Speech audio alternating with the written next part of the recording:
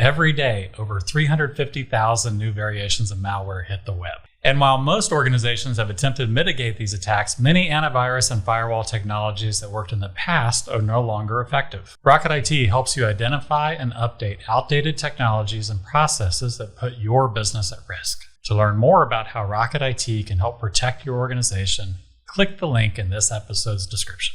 Hi, everyone, and welcome back to another episode of Thrive, Y'all. I'm your host, Jessica Clayton, and I'm the marketing coordinator here at Rocket IT. Today, I have Joe Allen joining me. Joe, thank you so much for your time.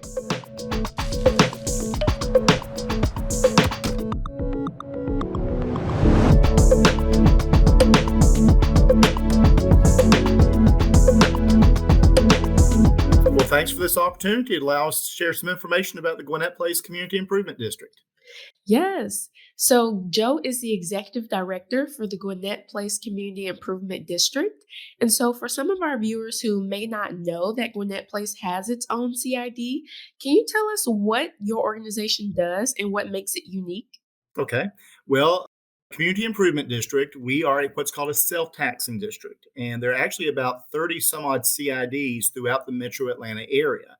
So downtown, midtown, North Fulton, South Fulton, the airports, perimeter, Cumberland, all have formed CIDs over the last 30 or so years. We actually have 6 here in Gwinnett County. Oh, wow. And as I mentioned, we're one of those. And we are self-taxing where the commercial property owners volunteer to have an additional tax put on their property tax bill that they receive from our tax commissioner every fall. And then I report to a board of directors that's elected by those commercial property owners, and they determine the policies and the projects and how those funds will be spent. Though we may sound like we're a government, we're really not. I call a public-private partnership. I don't work for Uncle Sam, the state of Georgia, or Gwinnett County. I work for those commercial property owners around the Gwinnett Place area that have self-taxed themselves. And we have about 180 some odd individual owners that own 244 parcels that make up the Gwinnett Place CID boundaries. Wow. Do you have a specific type of community commercial partner that you like to work with, or is it open to any commercial partner joining? Well, they have to sign a form. So again, it's not residential. So the apartment complexes, the homes in the Gwinnett Place area are not part of the CID, but literally a commercial property owner, say an owner of a shopping center in the area or an office building or a hotel, they sign a piece of paper saying they'd like to be a part of the CID. And then that's then taken to Gwinnett County, who signs off on it and passes a resolution saying that they are now part of the CID. And then we use those funds that we get to kind of jumpstart projects. So we're involved in infrastructure investments, security enhancements, quality of life enhancements, economic development initiatives, all with the intended result is to improve the area, to make the area better tomorrow than it is today. Wow, sounds like there can be a lot of different projects going on at one time. Yes, we've actually done many projects over the years. The CID has been in existence. We're probably best known for the Diverging Diamond Interchange there at Pleasant Hill and 85. That was completed back in 2014, I think. But that was an example of the partnership that the CID brings. So we did some of the initial concept plans looking at, okay, what could be done there. We then partnered with Gwinnett County DOT and the state of Georgia. We all put funds into the eventual construction of that Diverging Diamond Interchange, or DDI. And that's been a very positive thing for traffic flow up and down Pleasant Hill. Another example is one we just completed last year was a roundabout at Venture Drive and Day Drive. Again, similar story where the CID put money to it. We worked with the county. They put money to it. The state of Georgia put money to it. And so now we have a very nice, very safe roundabout at an intersection that was accident prone and also caused backups. And today it's not only moving traffic more efficiently, but it looks good because it's nice and landscaped. There's sidewalks for people to walk. There's lighting to make it safer for the pedestrian traveler as well as the motorist. Very true. And so, what, in your experience as the executive director, what projects have you seen have the biggest impact on the community? Has it been that infrastructure? Has it been the beautification? Or has it been really those, taking out those problem intersections and kind of helping out with the flow of traffic? Well, I'm going to cheat and say all the above. I think again, like we're best known for a lot of those infrastructure things. We do have a crew out, you know, 5 days a week that's picking up trash. Last year, we removed Mhm. almost 50 tons of trash, over 2,000 illegal signs, and removed graffiti and things like Wow. that to make the area look good. But if I had to pick one, and I can't pick one, but I'm going to pick two projects that really aren't infrastructure, but I think have had a huge impact in the growth of the area. First is the Opportunity Zone.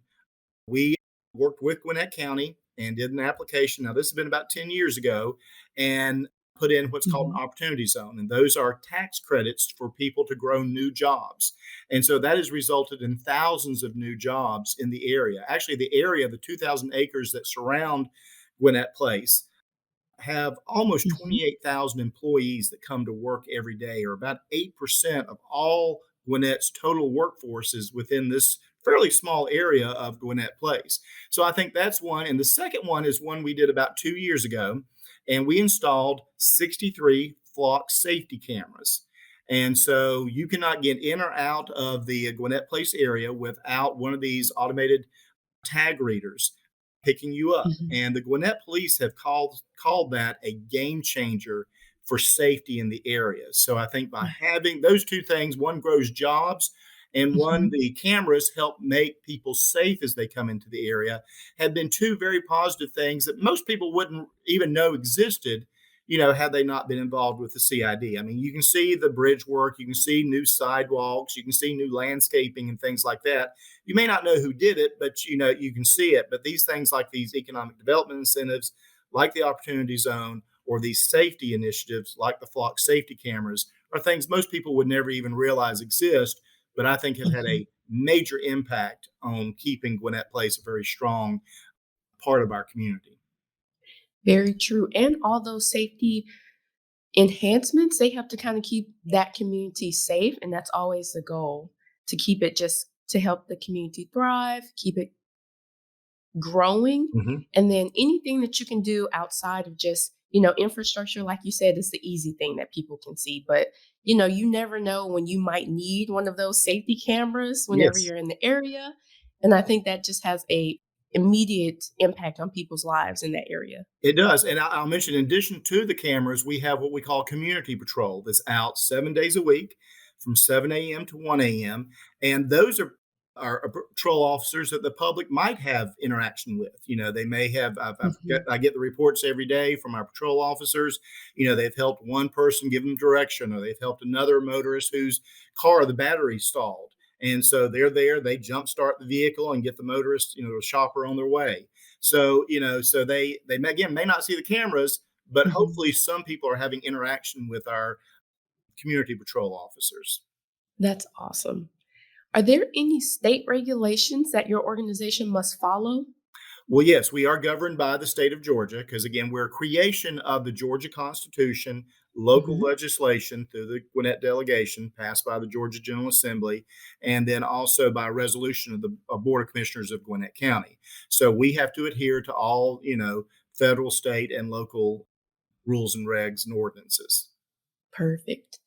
And then, just to give our viewers a little sneak peek, are there any upcoming projects or initiatives the CID is working on for the first half of 2022? Well, our big push right now is, hopefully your listeners and viewers have heard about, Gwinnett County has purchased a sizable portion of Gwinnett Place Mall. So Oh. we are working with the county and the Atlanta Regional Commission. We're all managing this process and all have put money into this revitalization strategy development that we're undergoing right now.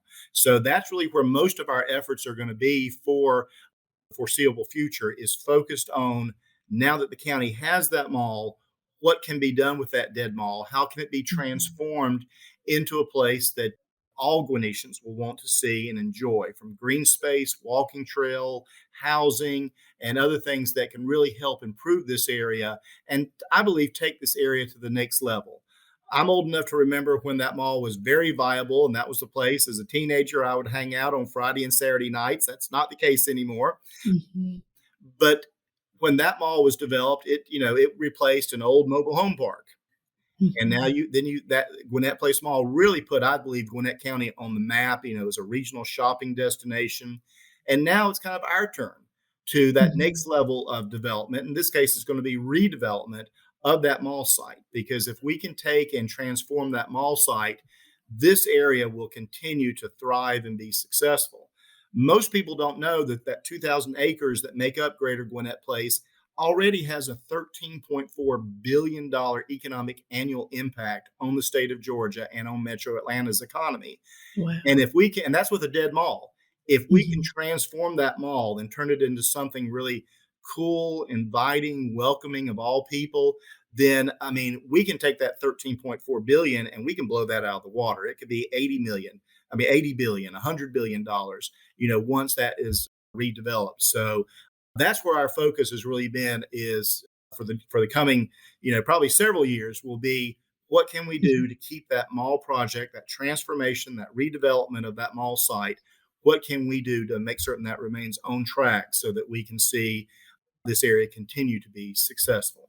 Well, that's going to be exciting. I'm excited to see how that's going to transform in the next few, if not 5 to 10 years, because I'm pretty sure that development will take. I was going to say, I'm glad you Mhm. picked up on that because that is going to be a multi-phase, multi-year process. It's not something that's going to happen in 2 years and poof, we've got a new Gwinnett Place or whatever it's going to, Mhm. take the old mall. It's going to be many years of, it's going to be several years of planning, but then it will be, several years of a multi-phase process to transform that Mhm. site because it's a very big site. I mean, you're looking about 90 acres just within Ring Road, and so that is a huge piece of property and a very complicated piece of property. Very true. And so, how can viewers get in contact with you or the Gwinnett Place CID if they want to, sign up their commercial business to join, or if they just want more information about what you all do? Sure. Well, probably the easiest way is to go to our website, GwinnettPlaceCID.com. And that gives information about the CID, about the board of directors that I report to, our monthly meetings, and all the meetings are open to the public. So encourage them to go to the events page and find out when the next meeting will be. It's held at generally the second Wednesday of each month at 7:30 at the Sonesta. But please check that calendar because if we don't have agenda items, we'll maybe cancel one meeting. I know we're definitely meeting in February, but encourage people to come to that and also to follow us on Twitter, LinkedIn, Instagram, Facebook. We've got a social media presence and we try to keep people up to date on what's happening with the mall site study, but also Mhm. other initiatives of the CID so that everyone knows that this is still a really amazing part of Gwinnett County. Very And true. I truly believe that it's thrived in the past and it will continue to be successful going into the future. Very true. Well, we'll make sure to leave links in our description box below so that our viewers can access those wonderful resources that you did share.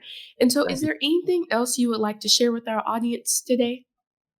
Just we want to, as we part of next year will be especially in the spring, probably April, May, June timeframe.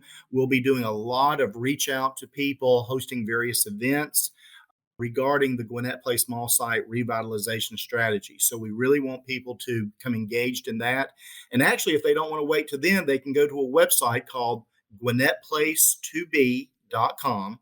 And we have a lot of interactive exercises there where literally you can design the type of mall site you would like to see.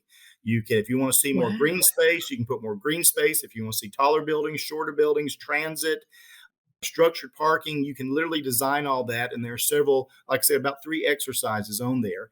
And once people do that, Mhm. the system will then save their input, and that will help us as we go through this strategy development process to find out what the public would like to see at that site. So again, that website is GwinnettPlace2B.com. And you can also get to that location from the CID website at GwinnettPlaceCID.com. Perfect. So that's going to be exciting. Yes, Yes. very exciting. Well, I think that wraps up another episode of Thrive, y'all. Joe, we want to thank you so much for your time and for all the wonderful resources that you shared about the Gwinnett Place CID. And for everyone else, we'll make sure to see you on our next episode of Thrive, y'all. Have a great day.